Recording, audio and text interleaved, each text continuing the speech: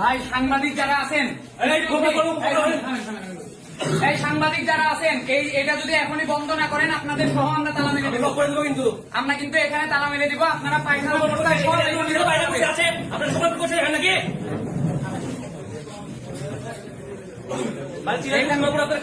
এখানে এখনই যদি এটা বন্ধ না করেন আপনাদের সাংবাদিকদের সহ আমরা কিন্তু তালা মেরে দেবো। আমরা চাই না যে সাংবাদিকের সাথে কোন রকমের উল্টাপাল্টা ব্যবহার করতে।